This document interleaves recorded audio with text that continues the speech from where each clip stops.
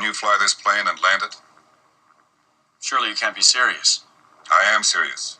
And don't call me Shirley. These go to 11. Bueller. We're on a mission from God. 1.21 gigawatts! 1.21 gigawatts! What the hell is a gigawatt? Hello there, and welcome back to Damn Good Movie Memories. I'm your host, Brian Davis. For this week's episode, we're going to cover the most quotable movies. Not just a specific movie quote, but we want movies where, they're in your DNA. Immediately when you think of it, you think of 5 different movie quotes. Or if someone were to say this particular movie quote from this movie, you would immediately know it. So those are the ones we're going to go through this week. However, before we get into my top 5 list, I'm going to read our 2 new iTunes reviews that we got, both 5 stars, so thank you for writing those. One is by All Strange Way, who says movies and more. It says it's great for commutes or downtime during the week or whenever I want to geek out about movies. Thank you so much.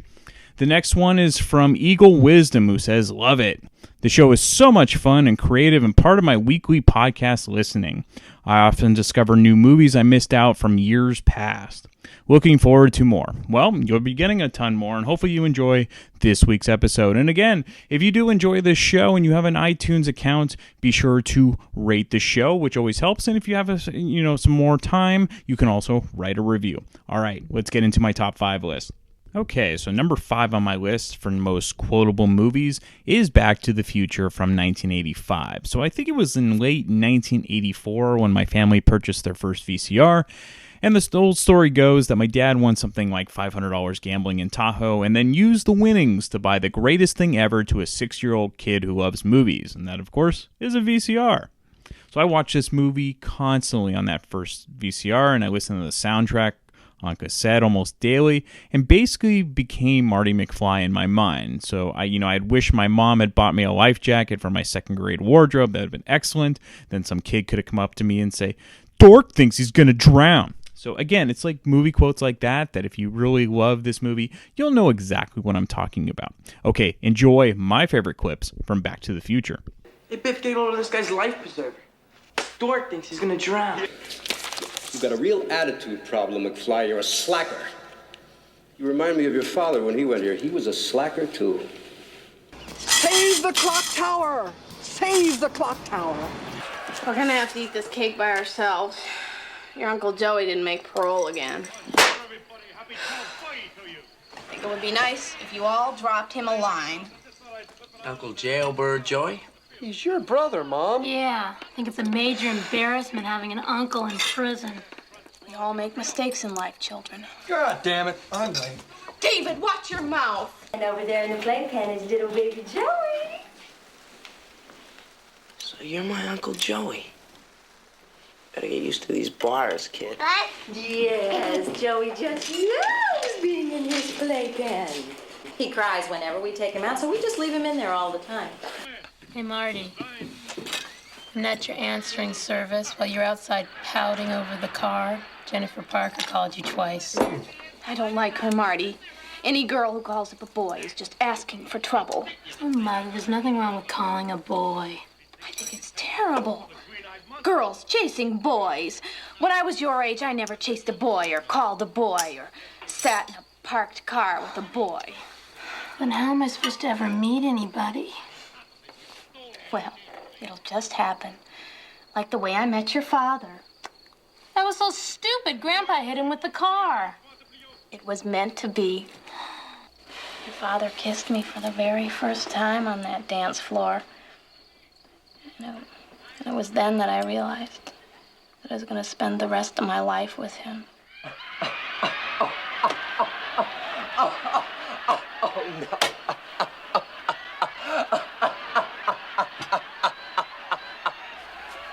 My calculations are correct. When this baby hits 88 miles per hour, you're gonna see some serious shit. You know where 1640 Riverside... Are you gonna order something, kid? Yeah. Give me a tab.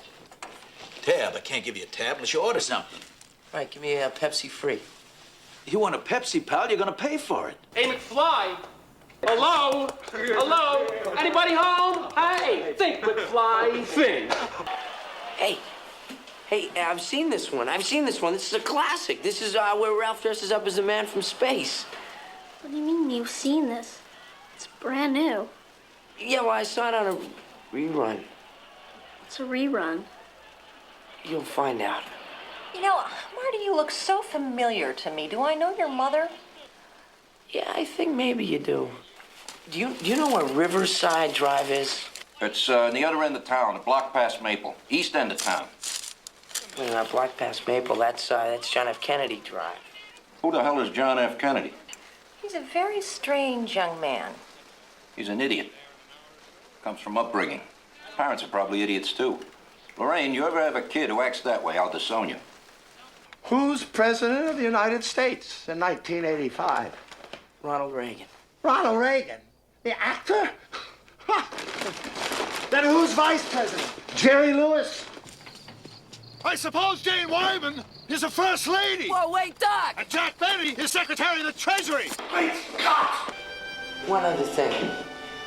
If you guys ever have kids, and one of them, when he's 8 years old, accidentally sets fire to the living room rug, go easy on him.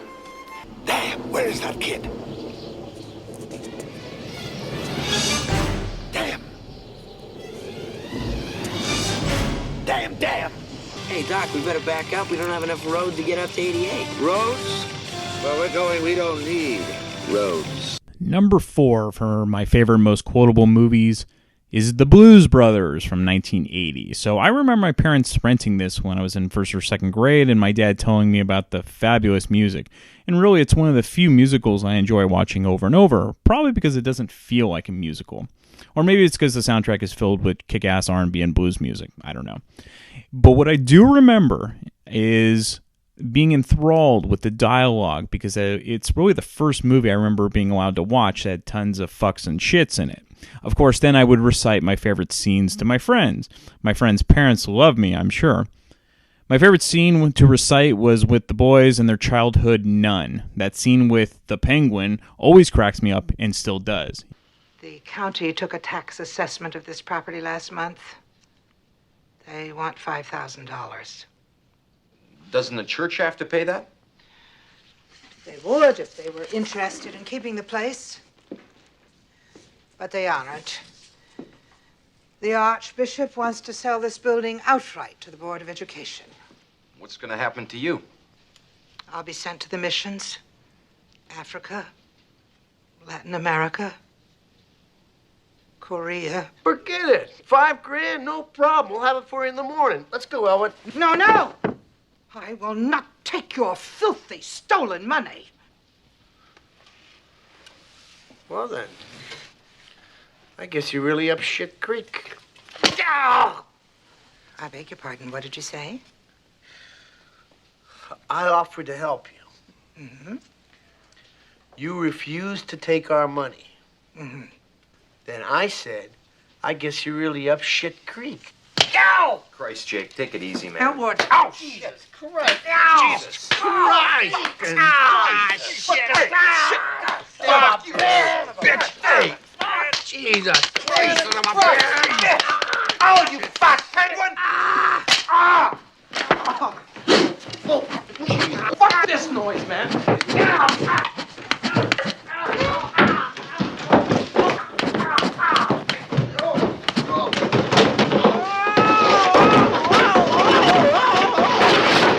You're such a disappointing pair. I prayed so hard for you. It saddens and hurts me that the 2 young men whom I raised to believe in the 10 Commandments have returned to me as 2 thieves with filthy mouths and bad attitudes. Get out and don't come back until you've redeemed yourselves.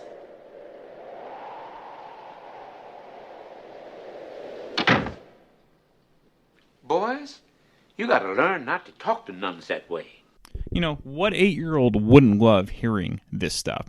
Between the epic car chase scenes, the awesome music, having Princess Leia trying to kill Jake and Elwood with everything from a missile launcher to a flamethrower, a machine gun, and a bomb, it's a movie that I would continue to watch over and over again throughout my childhood, and there are so many great quotes. You'll just have to hear them now. The band! Do you see the light? The band! Do you see the light? What light? Have you seen the light? Yes! Yes! Jesus H. Goddamn Christ! I have seen the light! Did they leave a forwarding address, phone number? No, Did they live quietly? What were their personal habits? they were good boys, but they made a lot of racket at night. Are you the police? No, ma'am. We're musicians. How much for the little girl? The women. How much for the women? What? You're the women. I want to buy your women, the little girl, your daughters. Sell them to me. Sell me your children. Maitre D. Maitre D. You. How much for your wife? We're putting the band back together. If you say no, Elwood and I will come here for breakfast, lunch, and dinner every day of the week. Okay, I'll play. You got me. But babes, this is Jake and Elwood, the Blues Brothers. The Blues Brothers? Shit. They still owe you money, fool. Tell me a little about this electric piano, Ray. Ah, you have a good eye, my man. That's the best in the city of Chicago. How much? $2,000 and it's yours. You can take it home with you. As a matter of fact, I'll throw in the black keys for free. What kind of music do you usually have here?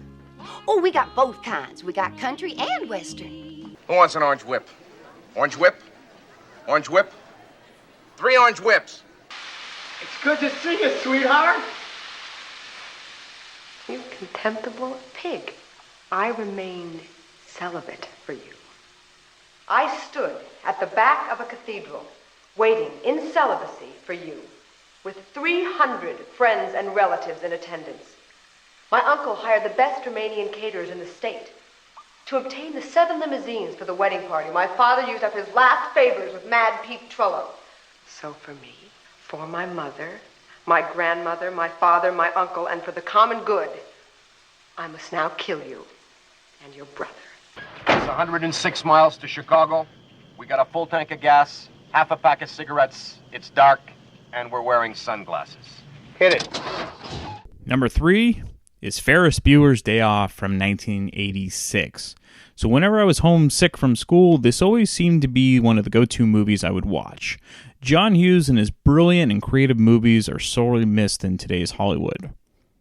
During the famous parade scene when Matthew Broderick lip-synced Twist and Shout, I asked my dad if that was really him singing. I think I was 7 or 8 at the time. My dad replied, no, I believe that's some little-known band from England called the Beatles. Thanks, Dad. He did make a point of telling me that the Isley Brothers were the first to have a hit with that song. So as a kid, Ferris seemed like a blast and was fun to watch, but I always laughed the hardest at the scenes with the principal, Ed Rooney, played by Jeffrey Jones, and Ferris's sister, Jeannie, or Shauna, played by Jennifer Grey. Another great scene is with Charlie Sheen, who only appears at the end and plays this strung-out punk who's arrested for drugs. And you'll know after you hear the scene that I'm going to play next. But as we all discovered years later, this role wasn't much of a reach for old Charlie, winning drugs. Thank you. No, I'm straight. I meant, are you in here for drugs? Why are you here? Drugs. Pardon my French, but you're an asshole. Bueller? He's sick.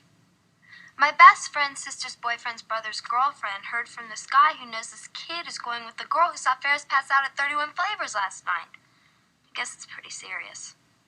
Thank you, Simone. No problem whatsoever. Fry? Oh, well, he's very popular, Ed. The sportos, the motorheads, geeks, sluts, bloods, wastoids, dweebies, dickheads. They all adore him. They think he's a righteous dude. Ferris Bueller, you're my hero. Gummy bear? They've been in my pocket. They're real warm and soft. He'll keep calling me. He'll keep calling me until I come over. He'll make me feel guilty. This is ridiculous, okay? I'll go. Shit.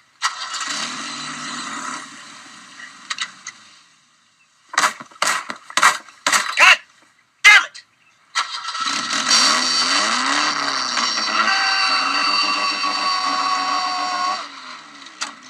Forget it.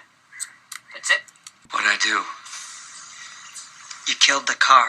When Cameron was in Egypt's land, let my Cameron go. Yep. I said it before and I'll say it again. Life moves pretty fast. You don't stop and look around once in a while, you could miss it. Call me sir, God damn it! What's the score? Nothing. Who's winning? The Bears. You're still here? It's over. Go home. Go. Number 2 is This Is Spinal Tap from 1984. I mean, this is just one crazy one-liner after another. And if you're a fan of rock music or hard rock music, especially from the 80s, this is a must-see movie. And I think every major band has had, quote, a Spinal Tap moment. This is one of the best satirical movies that has ever been made, and it's even funnier if you're a fan of hard rock or heavy metal. So don't get me wrong, I love my metal bands, but I'll admit that the genre can be absolutely ridiculous and really can be a parody of itself. You know, seeing a miniature version of Stonehenge on stage and having a dwarf dance around it is absolutely priceless because Black Sabbath actually tried to have a Stonehenge during their Born Again tour back in 1983. So a lot of this came from real stuff. Or when the band is underneath the arena trying to get into the entryway to go on stage, and they keep selling "Hello Cleveland," and they can't find themselves, and they keep running into the janitor and things like that. This actually happened to a lot of bands. I think it even happened to Judas Priest and many other bands. And even the mighty Metallica ended up putting an album called The Black Album. And, there's a famous scene where Nigel, he's saying, it's like, how much more black could this be? And the answer is none more black. It's stuff like this. It's so subtle, but it's perfect. This is a top to, what we use on stage, but it's very, very special because if you can see, the numbers all go to 11. Look, right across the board. 11, 11, and most of 11, the amps go up to 10. Exactly. Does that mean it's louder? Is it any louder? Well, it's one louder, isn't it? It's not 10. You see, most blokes, be playing at 10. You're on 10 here, all the way up, all the way up, all the way up. You're on 10 on your guitar. Where can you go from there? Where? I don't know. Nowhere, exactly. What we do is if we need that extra push over the cliff, you know what we do? Put it up to 11. 11, exactly.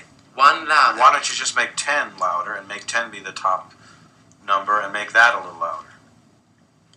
These go to 11. It's like, how much more black could this be? And the answer is none. None. Is that good? More black. I do not, for one, think that the problem was that the band was down. I think that the problem may have been that there was a Stonehenge monument on the stage that was in danger of being crushed by a dwarf. All right? That tended to understate the hugeness of the object. I really think you're just making a much too big a thing out of it. Making a big thing out of it would have been a good idea. Nigel gave me a drawing that said 18 inches, all right? I know he did, and that's what I'm talking about. Whether he knows the difference between feet and inches is not my problem. I do what I'm told. But you're not as confused as him, are you? I mean, it's not your job to be as confused as Nigel is. It's my job to do what I'm asked to do by the creative element of this band. And that's what I did. The audience were laughing. So it became a comedy number. Yes, it did. Yes, it fucking well did. And it was not pleasant to be part of the comedy on stage. Backstage, perhaps it was very amusing. Maybe we just fix the choreography and keep the dwarf clear. What do you mean? So they won't trot upon it. Rock and roll! There we go! Hello, Cleveland! Hello, Cleveland!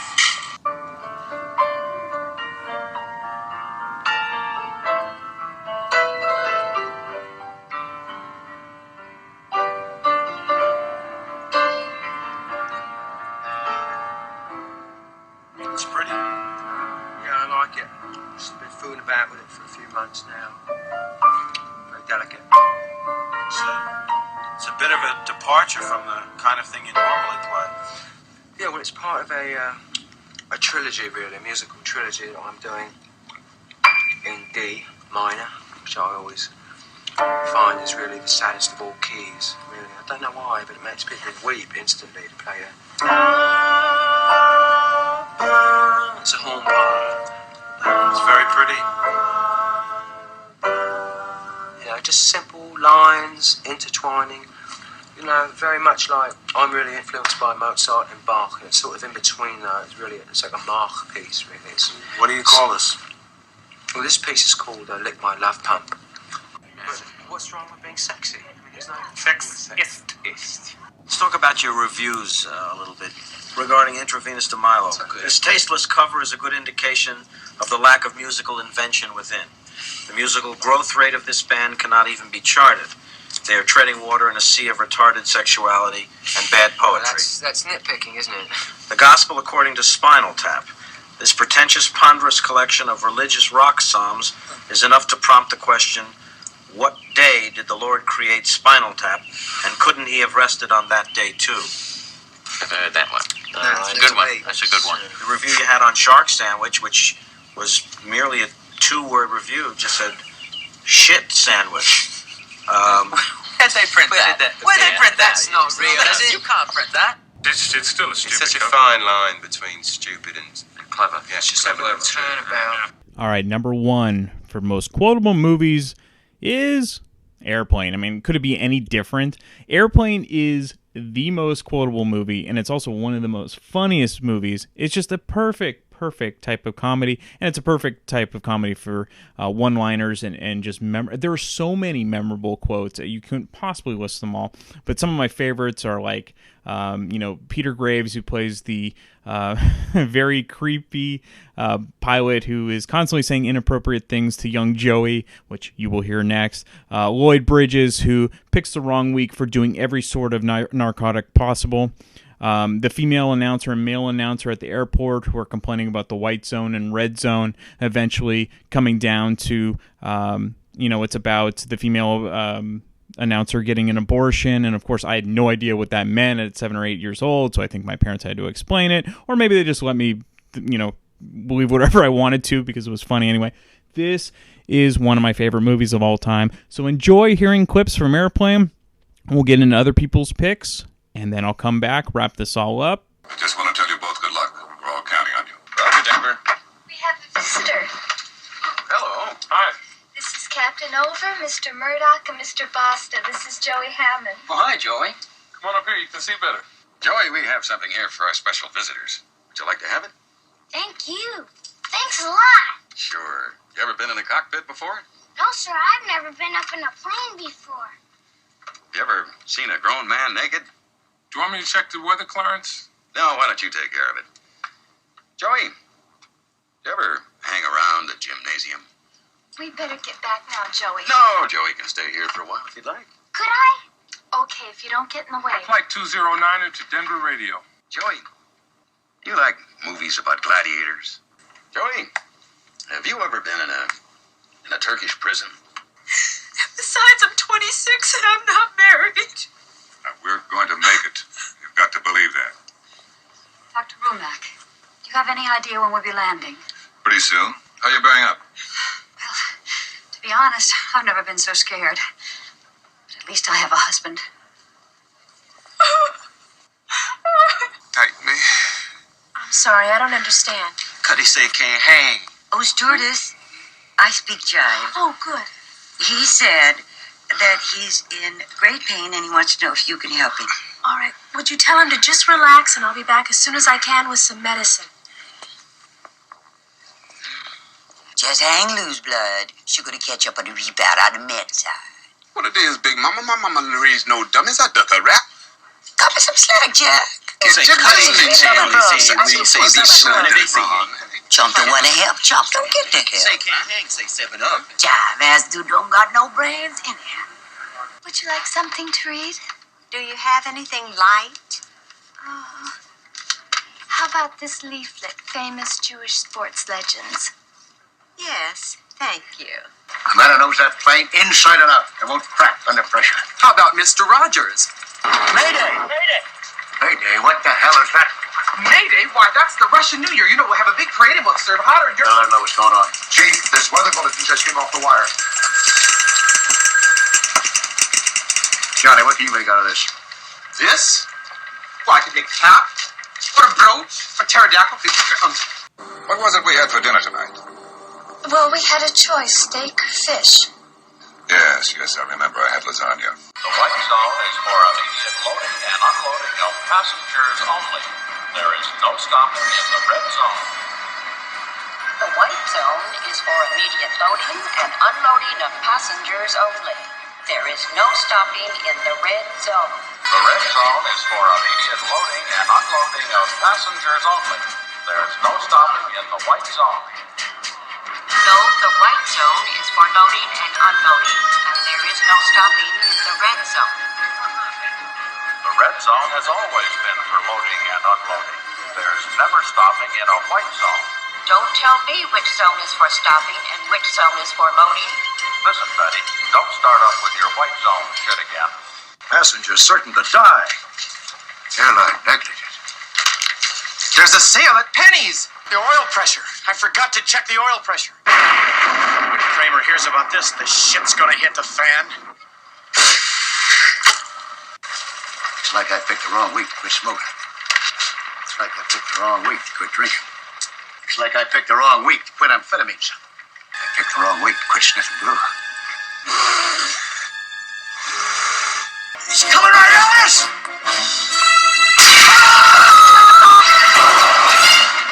Okay, Kent is back, and he's got one movie, and it's one of my favorite quotable movies, too. Hopefully HR doesn't call us or anything in the middle of this, but that's okay. So what is the movie? Thank you. It's Anchorman. Awesome. And I can't remember song lyrics. I can barely find my keys in the morning, but this movie I can remember so many quotes, and it's fun to... So what are the few that immediately come to your mind? My favorite one is maybe just I'm kind of a big deal. I don't know if you know this about me, but I'm kind of a big deal. When he's trying to impress the woman, Christine Applegate. Yeah. Mm-hmm. And I bought this slogan as a T-shirt on eBay, and I sent it to my. I have a cousin who's a general in the army, and we're the same age, and we always make fun about how we're going on different career paths because I travel a lot, and he's a big time. Military guy, so I sent him the shirt so he can wear it around. That's perfect. It was fun. Do when people do they immediately think Anchorman, or do they get the irony of it, or? Well, I have to be careful how I say that. If there's no context, right? They're like typical American. It's true. Yeah, exactly. And one very quick story I have is I was in another country. I was in somewhere in Europe that wasn't a native English-speaking country, and two guys were walking towards me, and one guy said to the other, 90% of the time, it works every time. Yeah. And I was busy. I had to go somewhere, but I wanted to correct him. I go, no, it's 60% of the time. Yeah. It works every time. But it was funny. That's when you know you're the movie geek, because when you hear it, you're like, you're going in the right direction, but you're not quite right. So did you enjoy the sequel? I haven't seen it. Oh, you never saw it again. I was excited about it, and then I didn't hear so much about it. It did really good things, and I also kind of want to save it for something special. Sure. But I love the Anchorman. It feels crazy that I didn't see the second one, and they promoted the hell out of it. They did. Will Ferrell was on the cover of Dog Fancy. Yeah. And like that kind of thing. I mean, I just remember the first time I saw the first one in the theater, and it was really the first time I saw, I think, Steve Carell, and his kid Brick, it just cracked me up. It was just he's so perfect, and so they do expand on his character in the second one, and he meets a love interest. So I won't give it away for you when you actually do see it, but there are some priceless scenes with him, so it's really well done. I like how there's kind of a Rat Pack feel to that movie too, with Ben Stiller and Vince Vaughn, and they all have funny lines. Oh yeah, and that ending scene where they're all doing battle, that's just like, it's one cameo after another. It's so good. Yeah. But the camaraderie between like Paul Rudd and Will Ferrell and Steve Carell, and then I forget his name, but I can picture his face, the ball guy. So, David Koechner?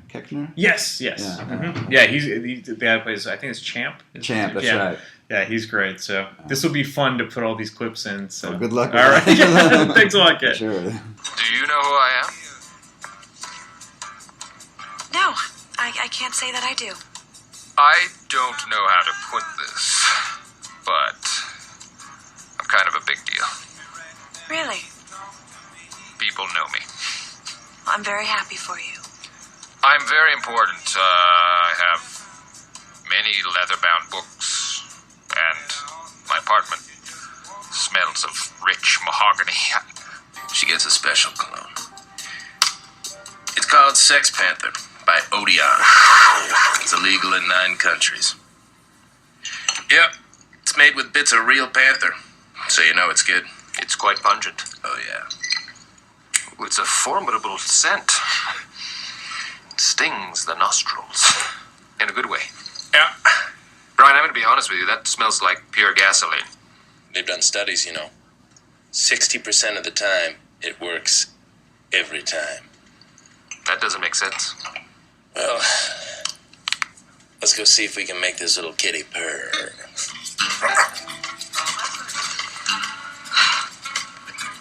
Hey, sweet cheeks. Got an invite I'd like to extend your way. My God. What is that smell? Oh, That's the smell of desire, my lady. God, no, it smells like a used diaper filled with Indian food. Oh, excuse me. Desire smells like that to some people. What is that? It smells like a turd covered in burnt hair. Smells like Bigfoot's dick.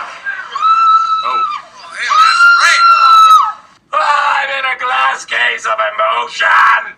I mean, come on, Ed, it's bullcrap. Don't get me wrong. I love the ladies. I mean, they rev my engine, but they don't belong in the newsroom. It is Anchor Man, not Anchor Lady, and that is a scientific fact, huh? I don't know what we're yelling about. You're with us, Ron. What do you think? It's terrible. She has beautiful eyes, and her hair smells like cinnamon. Mm-hmm. Loud noises. You are a smelly pirate hooker. You look like a blueberry. Why don't you go back to your home on Whore Island? I'm Brick Tamlin. People seem to like me because I am polite and I'm rarely late. I like to eat ice cream and I really enjoy a nice pair of slacks. Years later, a doctor will tell me that I have an IQ of 48 and am what some people call mentally retarded.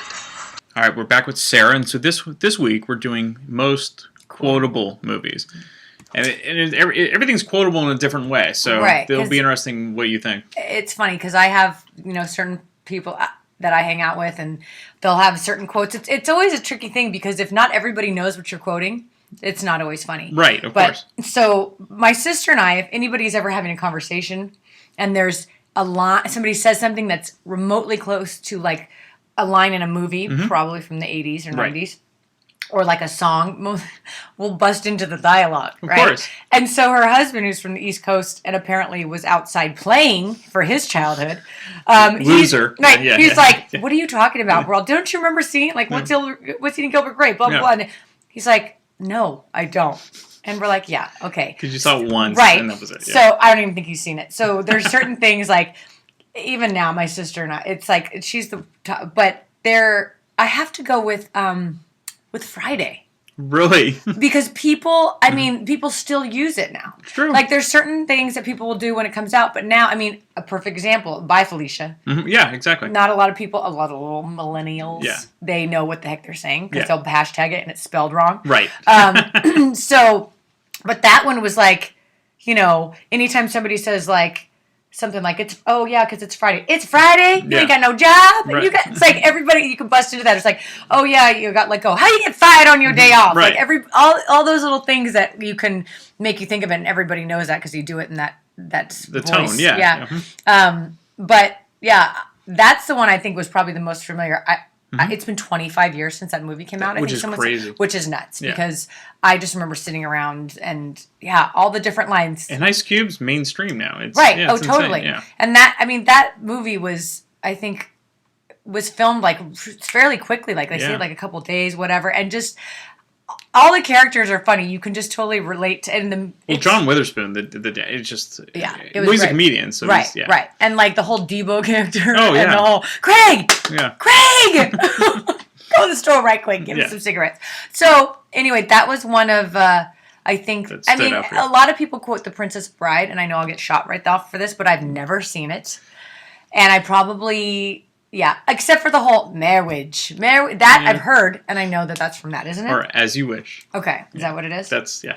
Yeah, so that's probably one of the ones I can think of at the moment. Mhm. And as soon as we turn this off, you're yeah, going to be... then I'm going to remember a few more. Okay. Do you have any suggestions for me? I can't, because I would give away what I had. Well, but- could you at least trigger my memory on something else? Well, that I might be Airplane. forgetting? Airplane to me is the most... Yes! Gosh! There are so many one-liners. That's one that my sister and I do all the time. Yeah. And even now, it's like, do you speak jive? Yeah, that's all you need. Oh, and I have a friend that actually can speak and goes into this whole dialect. And it's like he's a 5'8" redheaded Right. white guy, and it's even funnier. But That the problem, like, if someone were to see it now, they're not going to understand how funny it is because it's Mrs. Cleaver speaking right, jive. exactly. And They who's don't the get it. most wholesome, white bread, Right. See, 50s. that's the thing that's yeah. hard about the newer generation. No. Like, my sister, when Michael Jackson had a special, like, years ago with his Yeah. brothers, and it was like that. I was talking to a client, and she was 15, and I was like, oh my God, Michael Jackson's, like, whiter than I am. And Yeah. she looked kind of confused, and she's like, well, was he in different color? And I was like, what? Whoa. Yeah. Because by the time she knew who Michael Jackson was, he was white. already a freaky looking white guy. Yeah. And I'm like, yeah, he used to be black, Yeah. honey. I'm like, didn't you see his brothers that he Yeah. was dancing with? She goes, well, I thought they were his brothers. I'm Oh. like, no, not brothers.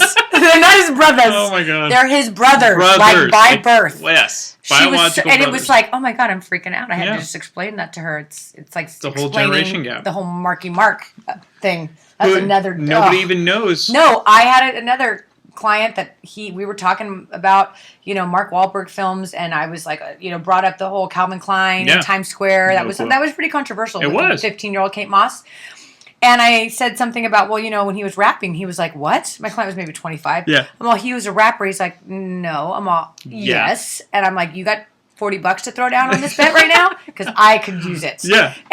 So I brought up, like, on my iPad, I'm like, here. And it was like an interview, ironically, in San Francisco. And Mark Wahlberg was like, yo. He was Yeah. so like, I'm thugged. And he's Yeah. like, this is a movie, right? I'm all, no. This is real life.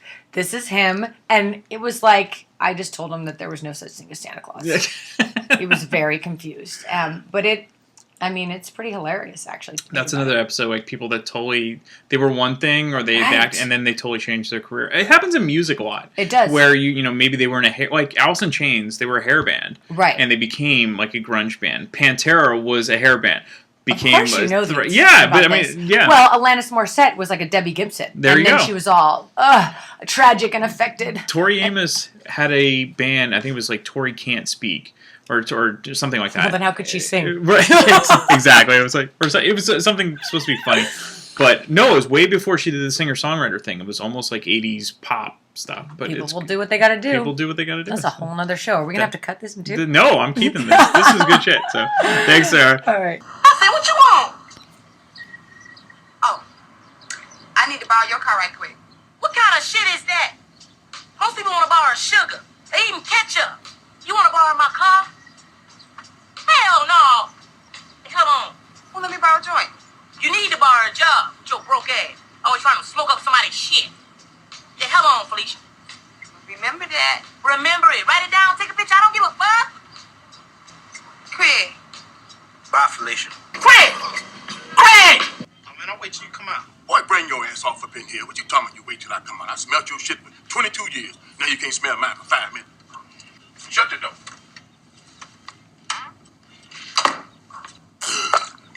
Now, your mama told me what happened to you yesterday. What? That was stupid.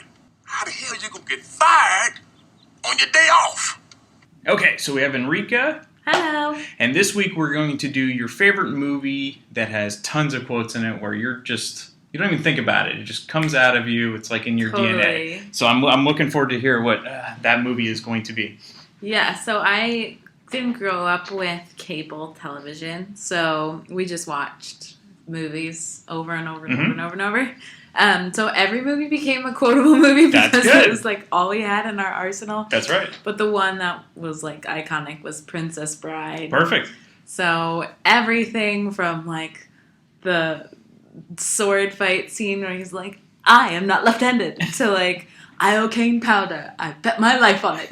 Like, there are all these one-liners that are just so great, so good. And my fiance and I always quote where he's on the boat and he's like, no more rhymes now. I mean it. Because anybody want a peanut? I don't know why. So in a past episode, Slays Gwen made me go do that scene. So I think I was Andre the Giant on that one. So, really? Yes, and so it's a back and forth. So good. It is so good, yeah. From beginning to end, Mm-hmm. I feel like every scene has like a major quote that people say. Mm-hmm. I don't know what it is. They're not even like, I don't know, I'll make you know if I can't refuse, or like any of those like big historic movies. It's just silly. Yeah, no, and that's what makes that's it fun. why it's so great. The one, As You Wish, comes to mind all the time. As you As he's tumbling down the hill. Yeah. Yes. Or when they're approaching the gates and he's like, I am the Dread Pod Roberts. There will be no survivors. There was and the acting is so good in it, and that's what kind of sells these lines too. Right. Yeah. And my brother actually had like a Princess Bride themed like wedding. Oh, no way. And their vows, they did like marriage is what brings us together today. That's and she went along with it and everything. So that's the bride went along with it. That's awesome. I love it. Yeah. I hoped it was filmed. It was great. It was so fun. And now that theme, like every year they get gifts that are somehow in the Princess Bride theme. Like they got Princess Bride themed wine this year from one of my aunts. They have like a big frame, like picture of the scene at the end where they're on the horse. Well, they picked a good movie. I mean, what if they picked like...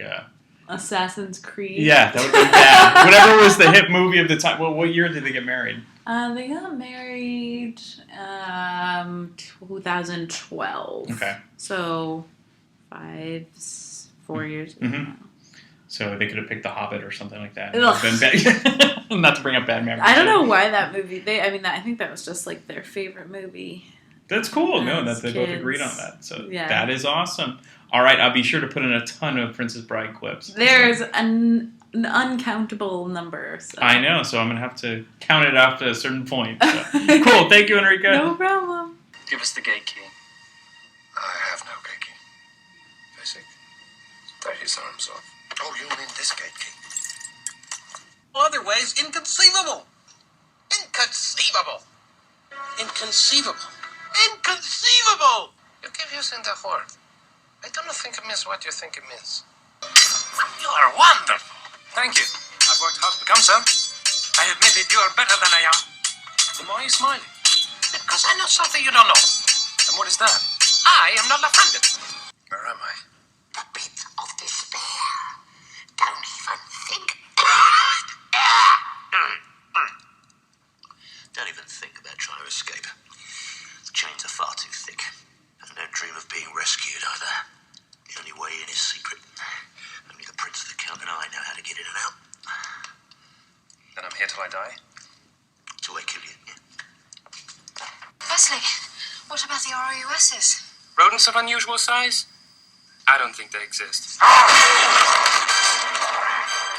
No victim to one of the classic blunders. The most famous is never get involved in a land war in Asia, but only slightly less well known is this. Never go in against a Sicilian when death is on the line.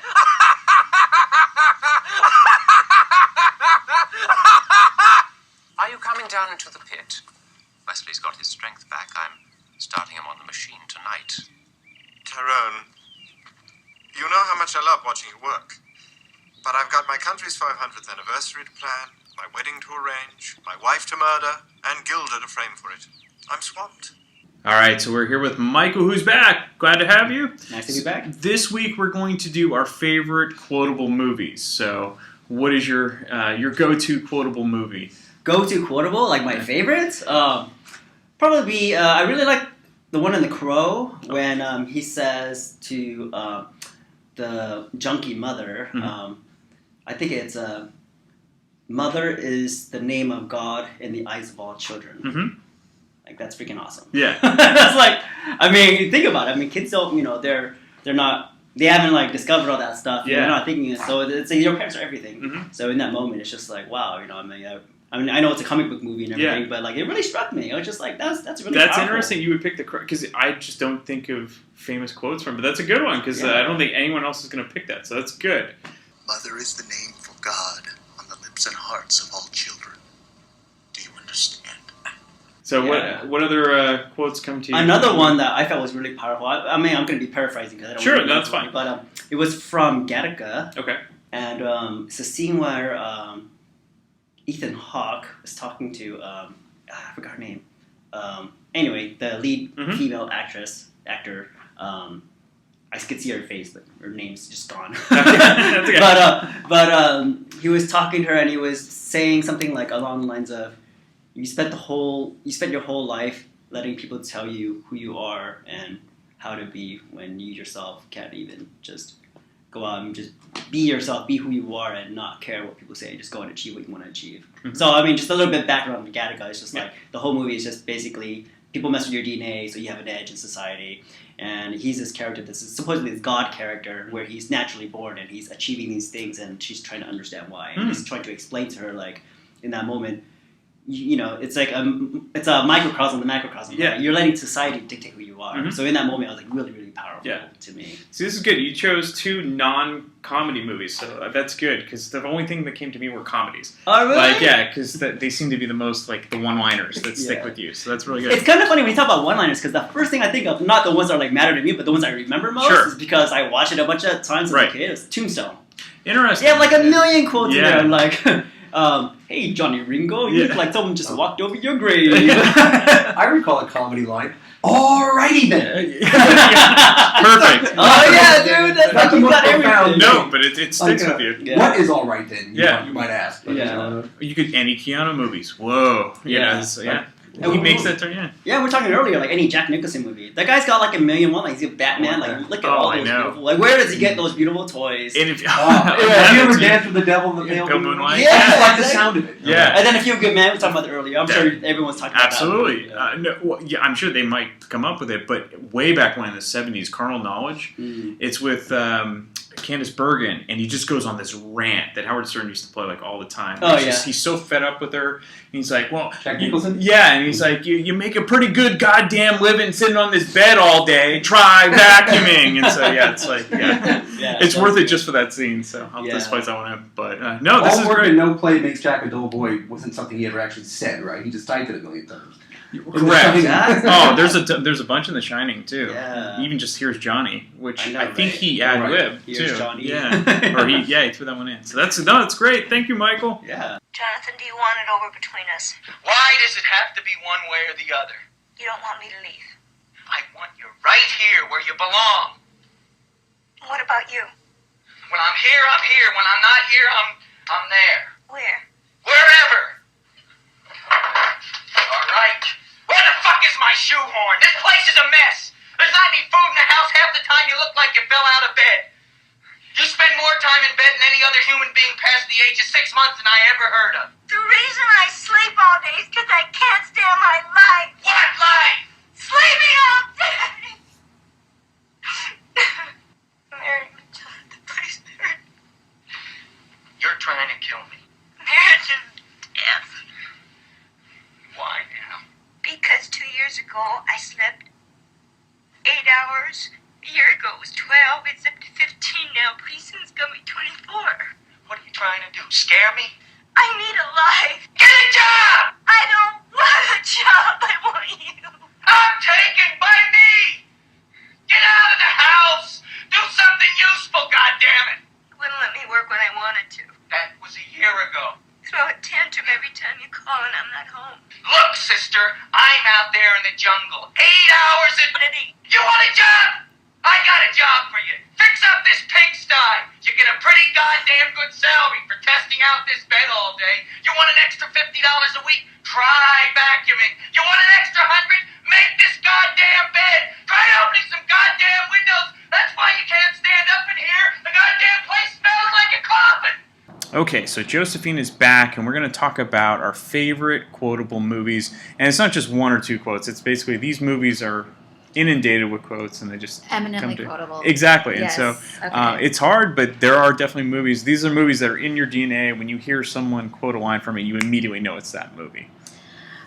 Okay, it's Or more something like that. It's more the other way around. I think of this movie, I think of different quotes. That's fine. Yeah. When I'm looking at my list, they tend to be more toward like the older like spectrum. So not necessarily black and white, but Yeah. So An Affair to Remember. Uh-huh. Have you seen it? Oh, of course. Oh my god. Which is a remake of not Love Story. Is it Love Story? Love No, Affair. Love Affair. Yeah. Yeah. With Irene which- Dunn and it's almost not shot for shot, but very close, it's right? pretty much shot for shot. Excuse me. Yeah. But it was Irene Dunn and I think was it Charles Boyer? I believe it was Maybe. Charles. Yeah. I don't know. And then the remake obviously with Cary Grant and Deborah Kerr. Kerr. Sleeps in Seattle. Yes. Hey. There you go. But no, that's a great one. So Yeah, so my favorites are this was cold, I thought. I mean, I'm obviously for Deborah Kerr and Cary Grant, Sure. but when she breaks up with her fiance and he says, "Can't you see I'm in love?" and she goes, "So am I." That's cold. I know, That's but cold. it's a perfect line. It's Like, perfect. Yeah. Oh, I love it. And then when she says, "All I could say was hello," when she sees Cary Grant. You're melt. And then, of course, that winter must be cold for those with no more memories. Uh-huh. And then my other ones are this really great black and white movie that I bring up all the time, and virtually no one has seen it. It's called A Letter to Three Wives. I believe I've seen it. God, who's in it? Kirk Douglas is in it. Yes. And, I forgot her name, but she plays the... Is it Janine Crane? I'll look it up. Maybe. So. But she plays the nurse to Jimmy Stewart in Rear Window. And in Grace Kelly? Is that No. she's, I know. She's really sassy. She's in all those Doris Day movies with Rock Hudson. Yes. She's also in A Letter to Three Wives, and she's hilarious. And just that movie just has so many really funny quotes. So there's that scene where... Oh, yeah. No, I have seen this. So it's Linda Darnell, Ann Southern, Janine Crane was in it, and Kirk Douglas. And Paul Douglas, who, I don't know if you ever saw the original Angels in the Outfield, he plays the manager. No. Yeah. You'll know him when you see him. Like, Okay. he's in all that stuff. But no, I Thelma loved it. Ritter is the woman you're thinking of. That's yeah. her. I love her. Did you like it? I did. I mean, I think of quotes from there. They come up all the time, and I love Kirk Douglas's quote. I mean, his whole monologue about being an English teacher, a high school English teacher, and just how there is just no appreciation for it, and yet he loves it. He feels like it's noble, and I just find it's, even though it was like from, I don't know, 1940. It was whatever, 1949. Yeah. Yeah, like it's so relevant for today. Right? Oh yeah. And those are the good movies that they're timeless. Yeah. I believe I first saw it. It's coming back to me now. It was on KQED, like in the very way long time ago. So I'm gonna have to go and rewatch it again. So. Yeah, I saw it when I was recovering from ankle surgery. Oh, and it was on TCM, Uh-huh. and I think it was it Ileana Douglas that was talking about how much she loved it. I think the Joseph Mankiewicz directed it. Yeah, and I just loved the different lines in it. And I love that Ben Mankiewicz is his son. He's Hosts. the TCM. He's like the second to Robert Osborne when he intros the movies. So, yeah. Oh, I love him. So Yes. there are lots of good quotes in that one. Joe versus the volcano. Really? I think, isn't that the movie that everyone points out that like when it came out it bombed? Right.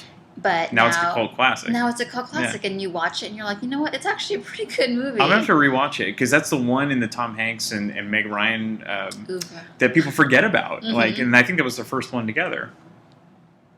Was it? Yeah, I believe maybe, because it was in the late '80s. And then they did Sleepless in Seattle, and then You've Got Mail. Yep. You should do a whole episode about You've Got Mail versus Sleepless in Seattle. Yeah, or because people are very. I think there was like a Vulture article about people arguing which one is superior, the superior romantic comedy.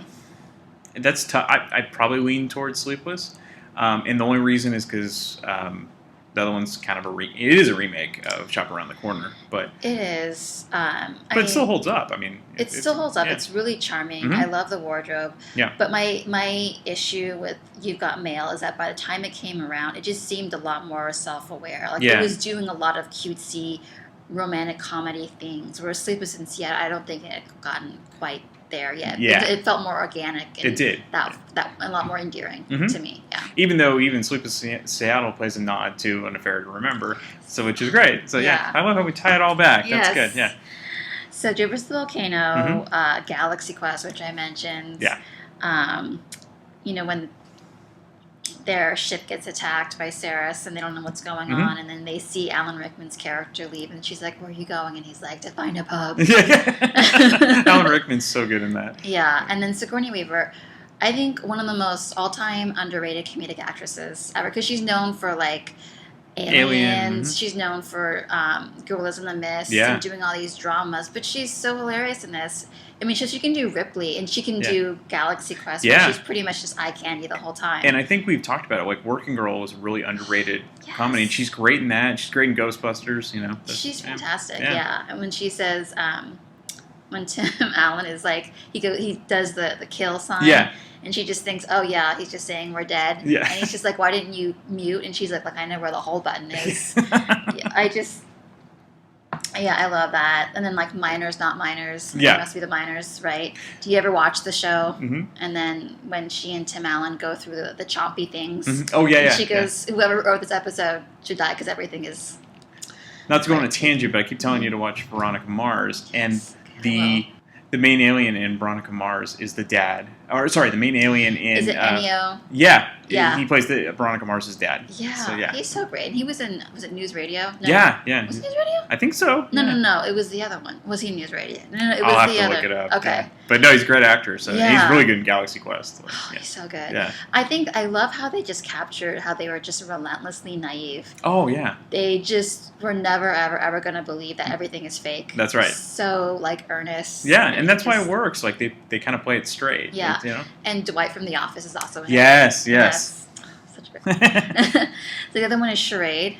Oh, with Cary Grant. It's the Hitchcock movie that was never a Hitchcock movie, basically. Like, it's so much like a Hitchcock movie, but Stanley Mhm. Donen directed it. But Mhm. everyone thinks it's a Hitchcock movie. People think, because the humor in it is, I can see how they're saying And the it. twist, Yeah. that's the Hitchcock thing. Yeah, But- and I mean, I guess I could see it also because Audrey Hepburn is very aggressively pursuing Cary Grant. Right. And I had read that Cary Grant didn't like the age difference between them, Mhm. so he insisted that her character really pursue his character. It just Mm. didn't seem like a So he didn't pervert. seem creepy. Yeah. Yeah. That was one of his last films too. Yeah.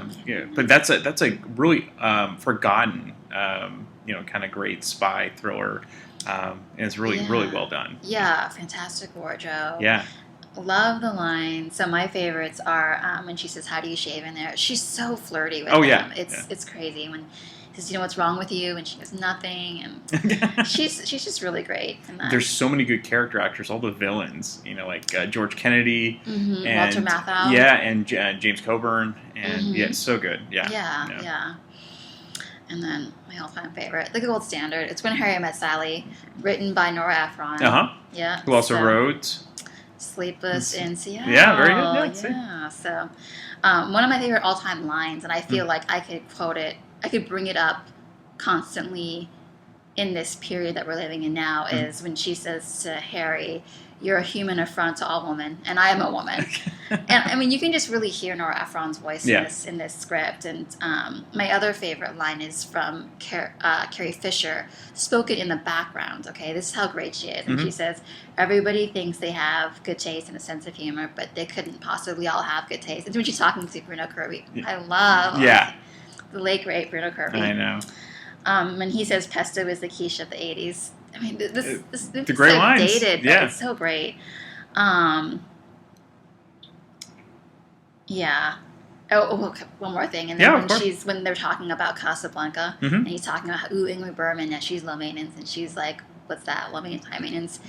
And she says, "Which one am I?" And he's like, "You're the worst kind. You think you're low maintenance, but really you're high maintenance." And he starts talking about her ordering technique, about how she wants this and this and this. Yep. Yeah, and then Mhm. and she goes, "Well, I just want things the way I want it." And he's Yeah. like, "Yeah, I know. Hey. High maintenance." Yeah. The other one is The Apartment, which is you've seen The Apartment, Of course. Yeah. Shirley MacLaine and Fred McMurray. Yeah, and the whole thing Jack is just Lemmon. always kind of calling back to itself. Yeah. But I love the line when she says, "When you're in love with a married man, you shouldn't wear mascara." Yeah. And the whole line about being a mensch, Mhm. and that's the way it crumbles cookie-wise. And then so my last one, departure from all these kind of classical movies, is Idiocracy. Oh, perfect. Yeah. Which is kind of like what we're living in now. It's very scary. The people have said that the prophecy of Mike Judge, how brilliant he is, has just kind of... Which now reminds me, I should have picked Office Space. God damn it. Oh, man, there's so many great Office Space. I'll have to throw in Office Space quotes at the end. But, yeah, Mike Judge is... He's a genius. He is. He's a comedic genius. And the way he captures Silicon Valley. Yeah. It is like life here. What's interesting is none of his movies are really like box office smashes, but Idiocracy and Office Space are both cult classics. Mm-hmm. And Idiocracy especially, like they didn't promote it at all. Like it started to take off during like DVD rentals and things like that. I mean, I just saw that it was in 2006. It was 10 years old. I feel like Office Space, maybe because of Jennifer Aniston, it got a little bit more play than Idiocracy. I feel like Idiocracy kind of like not fell asleep, but it just kind of dropped off people's radars even more than Office Space. But yeah, it is truly frightening. Yeah. When you see like President Camacho. Oh, totally, and it's all reality TV. It's all reality, and it's true. It happens. Yeah. But then like just the whole electrolytes. What the hell are electrolytes? Why are and we're watering our plants with electrolytes, but nobody knows what they are. And maybe because I drink so much water, but I love it when he keeps asking for water. And they're like in the toilet. Yeah, like, exactly. Why did you drink water? Yeah, it's just complete. Yeah, it's really brilliant because it's not too far fetched. So. And just the way in the future people are so willfully ignorant that I think the narrator was saying that the main character Joe, when he just tried to speak to people in what he thought was a normal voice, he sounded pompous. Right. And yes. It's kind of true now. It's like if you just kind of pursue knowledge and are enthusiastic about things, you're kind of made fun of, and it's. Well, I think it comes back to, everyone is so focused on their technology that just the interpersonal communication is lost. And it's going to only get worse, and this is why people are on Tinder and everything. Like, maybe it's good not to go to the bars and pick up people anymore, but you're going to, there is something to that where, you are practicing. It is a skill. It's not... I think that in that book that Aziz Ansari wrote, Modern Romance, he was talking about, I'm pretty sure he said this, that people forget that behind anything, behind a profile, behind an Instagram feed or whatever, there was a person behind that. And people kind of forget that as they're interacting. That's right. Yeah. That's right. And you could be chatting away, but then when you actually meet, like, that wall is gone. Yeah. So that human emotion has to come out somehow. Yeah, and exactly. sometimes it doesn't. So. Yeah, shit gets real. Yeah, there you go. That's a perfect quote. All right, those are great. Thank you so much. I don't know how I'm going to put all these clips, so you better pick your faves. And I will pick my fave. Okay, and we'll dump them in at the end. Okay. So thank you, Josephine. Yeah. Ooh, Ingrid Bergman. Now she's low maintenance. Low maintenance? There are two kinds of women: high maintenance and low maintenance. And Ingrid Bergman is low maintenance? And LM, definitely. Which one am I? You're the worst kind. You're high maintenance, but you think you're low maintenance. I don't see that. You don't see that? Waiter, I'll begin with a house salad, but I don't want the regular dressing. I'll have the balsamic vinegar and oil, but on the side. And then the salmon with the mustard sauce, but I want the mustard sauce on the side. On the side is a very big thing for you. Well, I just want it the way I want it. I know. High maintenance. Okay, so we're back this week, and Gwen has decided to do yet another quiz after the success of the Christmas Story, so I don't know if I'm going to have the same amount of success, because I think I only had 2 wrong, even though I had to audit you about what street, Cleveland Street, he lived on. But that's okay, so we'll see about this one, but that was fun, so I'm looking forward to this one.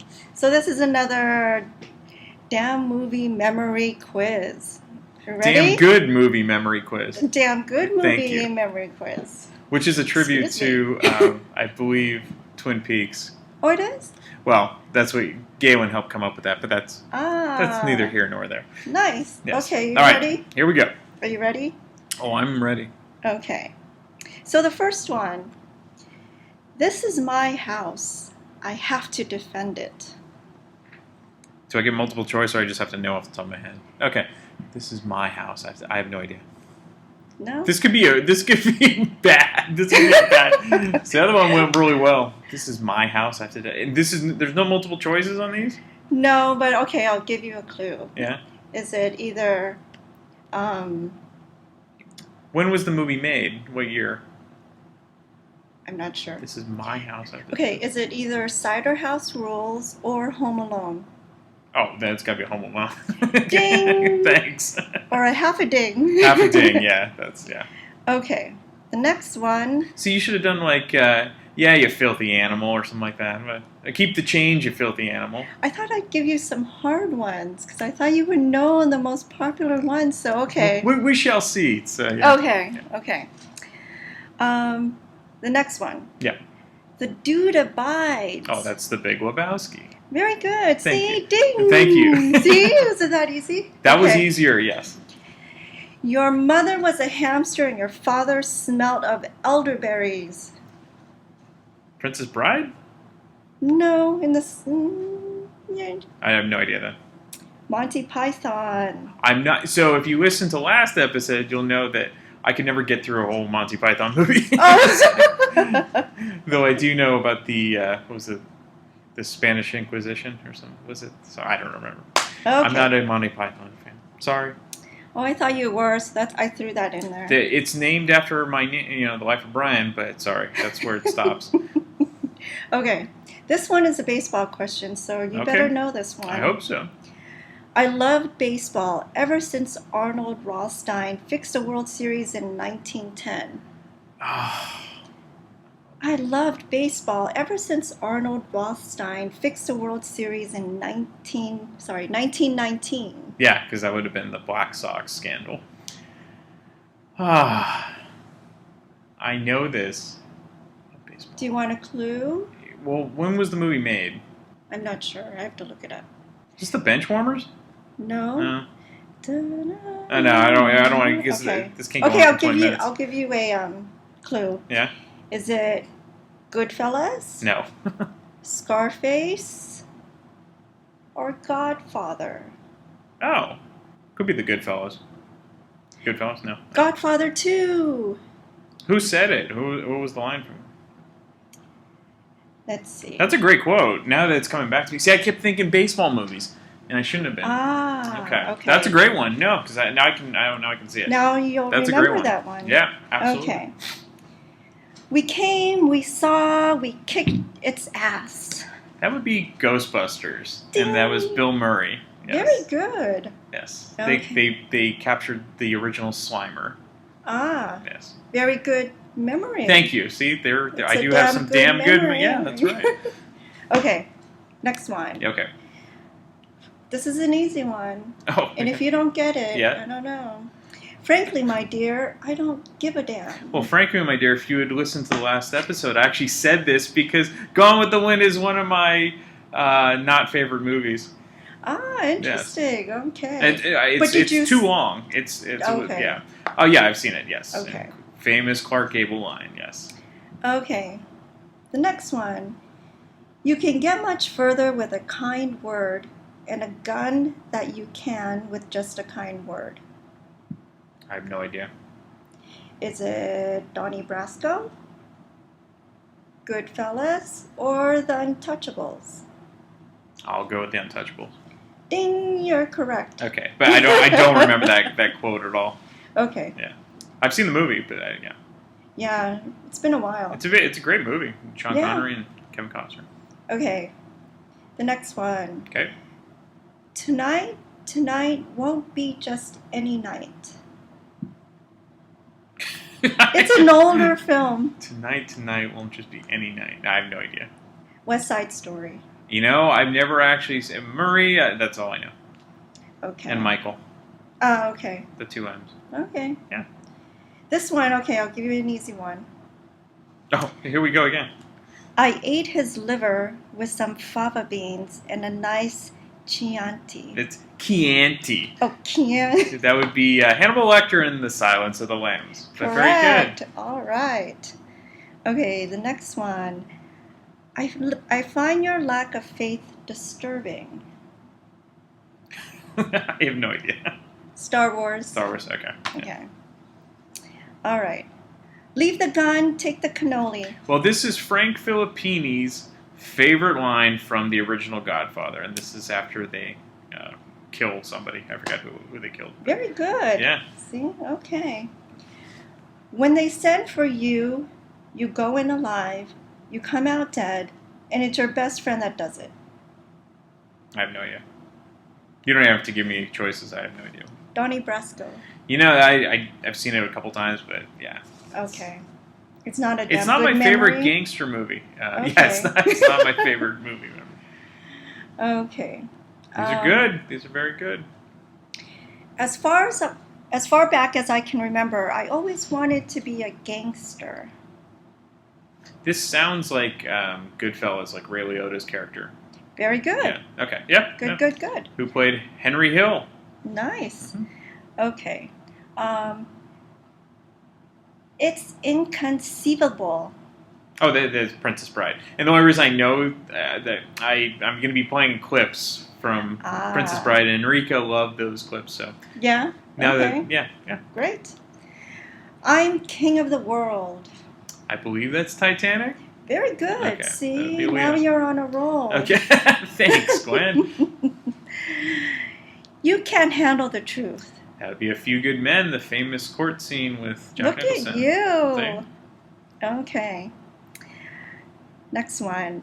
Yeah, he had a foolproof scheme, all right. It wasn't very scientific, but it worked. When he won, he collected. When he lost, he told the bookies to go blank themselves. Mm-hmm. What were they going to do? Muscle Nicky? Nicky was a muscle. I think this is Casino. Very good. Yeah. So is De Niro saying that? Yeah. Yeah, All right. very good. And Nicky was Joe Pesci.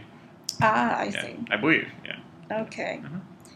And this is my last one. All Now right. that you're on the roll. This is a hard. This was good. Some of these were really hard. Yeah. Especially when I haven't seen the movies. Okay. Yep. This last one. Okay. You talking to me? You talking to me? You talking to me? Then who the hell else are you talking?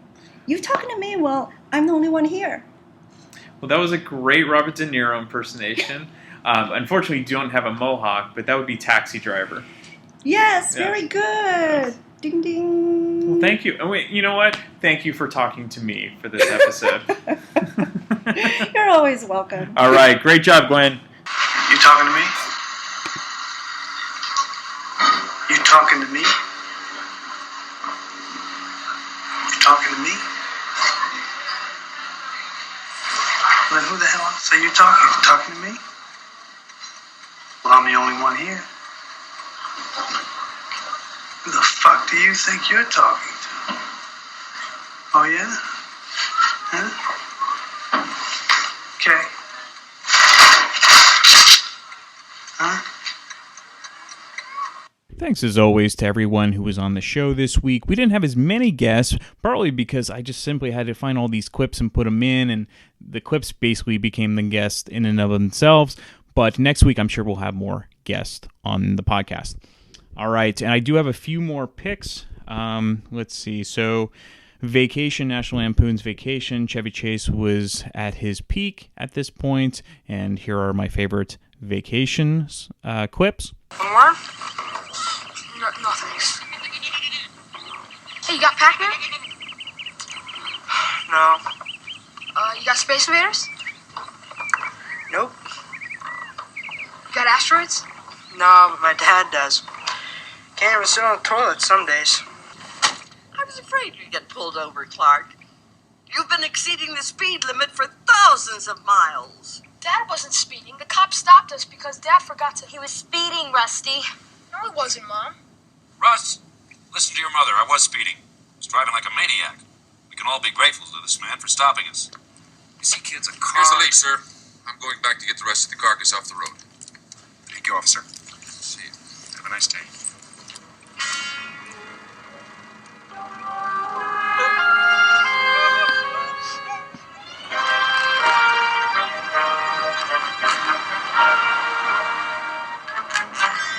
Is your idea of a good restaurant? Dog killer! We have no business being in an area like this. Well, look at it this way, honey. This is a part of America we never get to see. That's good. No, that's bad. I mean, we can't close our eyes to the plight of the cities. Kids, noticing all this plight? So just make us appreciate what we have. Roll them up. Pardon me. I wonder if you could tell me how to get back on the expressway. Hey, fuck your mama. Thank you very much. Also, we have The Naked Gun with Leslie Nielsen, who's so perfect because he plays everything so straight-laced. So, again, my favorite scene is with O.J. Simpson when he's passed out, and just the things he's saying to O.J.'s wife in the movie is just priceless. And, of course, him singing the national anthem, so good. Ladies and gentlemen, on behalf of the California Angels and the City of Los Angeles, on the occasion of Her Majesty's royal visit, please welcome internationally renowned opera star Enrico Palazzo. So, ladies and gentlemen, let us honor America as Mr. Palazzo will now sing our national anthem.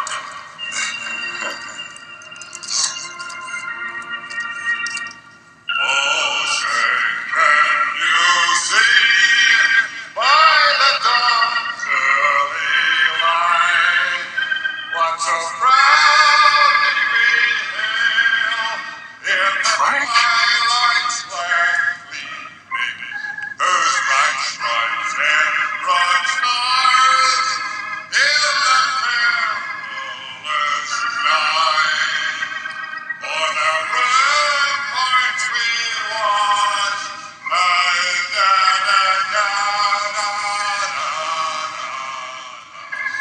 the rockets they glare, but of bombs in the air, gave truth to the night, that we still had a way.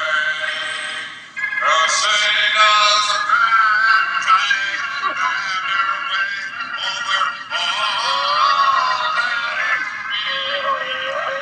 we're the home of the land and the land of the free. My poor Nordberg. Oh, he was such a good man, Frank. He never wanted to hurt anyone. Who would do such a thing? Oh, it's hard to tell. Be a roving gang of thugs, a blackmailer, an angry husband, a gay lover. Frank, get a hold of yourself. Good cop. Needlessly cut down and ambushed by some cowardly hoodlums. There's no way for a man to die. Yeah, you're right, Ed. A parachute not opening, that's the way to die. Getting caught in the gears of a combine.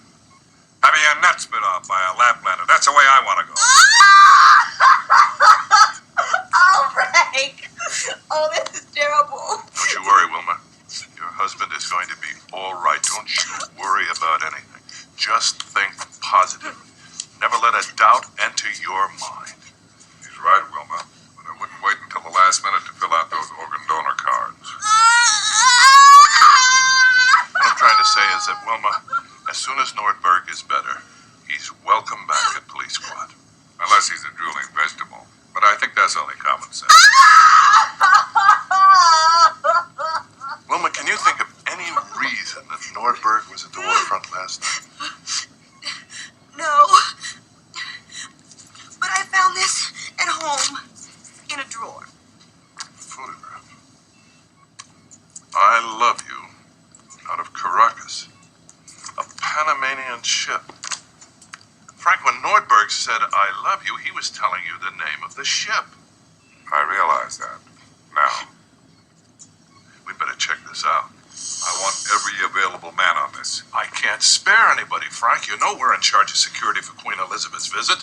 I'm short-handed already. Wilma, I promise you, whenever Scum did this, not one man in this force will rest for 1 minute until he's behind bars.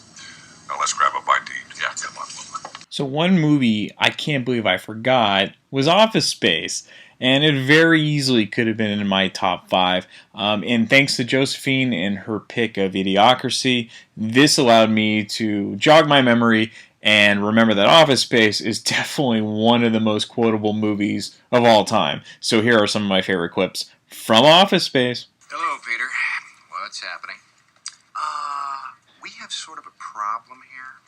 Yeah, you apparently didn't put one of the new cover sheets on your TPS reports. Oh, yeah. I'm sorry about that. I forgot. Yeah. You see, we're putting the cover sheets on all TPS reports now before they go out. Did you see the memo about this? Yeah. Yeah, I have the memo right here. I just forgot. But it's not shipping out till tomorrow, so there's no problem. Yeah. If you could just go ahead and make sure you do that from now on, that would be great. And I'll go ahead and make sure you get another copy of that memo. Okay? Yeah, no, I have the memo. I've got it. It's right. Sam Iyer Naga Please. Michael Bolton? That's me. Wow, is that your real name? Yeah. So are you related to that singer guy? No, it's just a coincidence. Oh. No one in this country can ever pronounce my name right. It's not that hard. Yeah, well, at least your name isn't Michael Bolton. You know, there's nothing wrong with that name. There was nothing wrong with it until I was about 12 years old, and that no-talent ass clown became famous and started winning Grammys. Well, why don't you just go by Mike instead of Michael? No way. Why should I change? He's the one who sucks. Let's see. You are Michael Bolton? Yeah. Is that your real name? Yeah. Are you any relation to the pop singer? No, it's just a coincidence. I'll be honest with you. I love his music. I do. I'm a Michael Bolton fan. For my money, I don't know if it gets any better than when he sings "When a Man Loves a Woman." But you must really love his music, huh? Yeah, he's pretty good, I guess. You're goddamn right he is. Right. So tell me, what's your favorite song of his? I don't know. I guess I sort of like them all. That's all right. I'm the exact same way, but it must be twice as hard for you being have the same name as him. I celebrate the guy's entire catalog. Anyway, let's get down to business, Michael. You know, you can just call me Mike. PC load letter? What the fuck does that mean? Excuse me. I believe you have my stapler. I generally come in at least 15 minutes late. I use the side door. That way Lumberg can't see me. And after that, I just sort of space out for about an hour. Space out? Yeah, I just stare at my desk. But it looks like I'm working. I do that for probably another hour after lunch, too. I'd say in a given week, I probably only do about 15 minutes of real, actual work. Looks like you've been missing a lot of work lately. I would say I've been missing it, Bob. Good one. Oh, that's terrific, Pierce. Now, we had a chance to meet this young man, and boy, that's just a straight shooter with upper management written all over him. Ooh, yeah. When you come in on Monday and you're not feeling real well, does anyone ever say to you, sounds like someone has a case of the Mondays? No. No, man. Shit, no, man. I believe you get your ass kicked saying something like that, man. Mother shit, that son of a ass! You, I just... We need to talk about your flare. Really? I have 15 pieces on. Well, okay, 15 is the minimum. Okay? Okay. Now, you know, it's up to you whether or not you want to just do the bare minimum, or, well, like Brian, for example, has 37 pieces of flare on today, okay? A terrific smile. Okay, so you want me to wear more? Look, Joanna, Yeah. people can get a cheeseburger anywhere, okay? They come to Tchotchkes for the atmosphere and the attitude. Okay, that's what the flare's about. It's about fun. Yeah. Okay, so more then, yeah? Look, we want you to express yourself, okay? Now, if you feel that the bare minimum is enough, then okay. But some people choose to wear more, and we encourage that, okay? Why does it say pepper jam when there is no pepper jam? I swear to God, one of these days, I just kick this piece of shit out the window. You and me both, man. Thing is, lucky I'm not armed. piece of shit. All right, now it's time for the plugs. So as I mentioned in the beginning, thank you so much to everyone who writes a review and rates the show. It's a big help. The more ratings and reviews we get on iTunes, the higher we will be up in the algorithm, which means more people can hear this wonderful material. All right, so go to iTunes and please subscribe and write a review. You can also go to Podbean at damngoodmoviememories.podbean.com. If you have an Android and you don't want to use iTunes, you can always go there. Hear our material there. You can also subscribe there as well. You can go to Facebook so you can get all of our updates. You can also go to YouTube. All right. Thanks again. Talk to you next week. Shit sandwich.